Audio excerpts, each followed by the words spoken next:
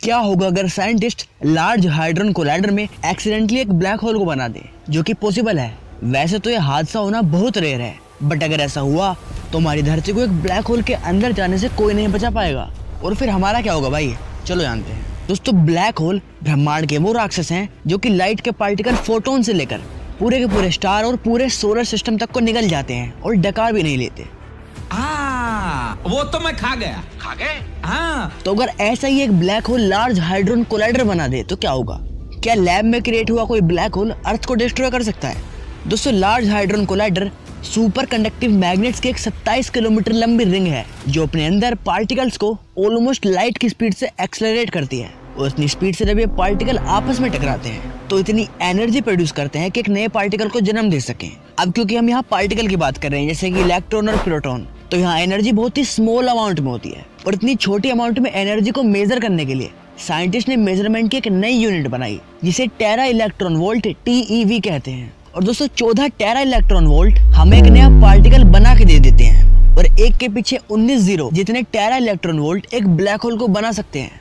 दोस्तों, अगर कभी साइंटिस्ट लार्ज हाइड्रोजन कोलाइडर में ब्लैक होल को बना भी देते हैं तो वो हमें नुकसान नहीं पहुंचा पाएगा।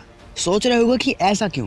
क्योंकि ये ब्लैक होल माइक्रोस्कोपिक यानी कि बहुत छोटा होगा, और छोटे से यहाँ मेरा मतलब है क्वांटम लेवल पर छोटा होगा।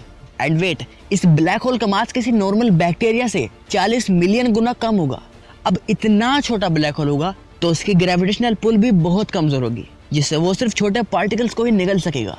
अब जब तक ये ब्लैक होल इतना बड़ा हो कि ये बड़े मैटर्स को निगल सके, तब तक वो हॉकिंग रेडिएशन की वजह से इवोपरेट होकर खत्म भी हो चुका होगा। क्या गुंडा बनेगा रे तू? अब दोस्तों, लार्ज हाइड्रोजन कोलाइडर से एक ऐसा ब्लैक होल बनाने के लिए जो कि धरती तक को निगल सके, उस ब्लैक होल का मास कम से कम 0.00002 ग्राम होना चाहिए, जो कि एक चींटी के वजन से 50 गुना कम है। एंड वेट, इस ब्लैक होल को भी कम से कम 9 ऑक्टेलियन ईयर्स लग जाएंगे खुद को 1 किलो मास तक पहुंचाने में, और हमारी अर्थ को निगलने में से इतना ज्यादा समय लग जाएगा कितनी तो यूनिवर्स की एज भी नहीं है। हाँ, तो अगर कभी accidentally scientist large hydrogen collider में एक ब्लैक होल बना भी देते हैं तो उसके इतने छोटे साइज के चलते हमें शायद उसके बारे में पता भी न चले और वो खत्म भी हो जाए। भाई, ये तो शुरू होते ही खत्म हो गया है। अब दोस्तों, यहाँ ब्लैक होल इतना छोटा था इसलिए कुछ नुकसान नहीं किया, लेकिन ये ब्लैक होल बहुत ही ज्यादा मिस्टीरियस और पावरफुल होते हैं। इसीलिए साइंटिस्ट भी सालों तक ये पता नहीं लगा पाए कि एक ब्लैक होल के अंदर क्या होता है।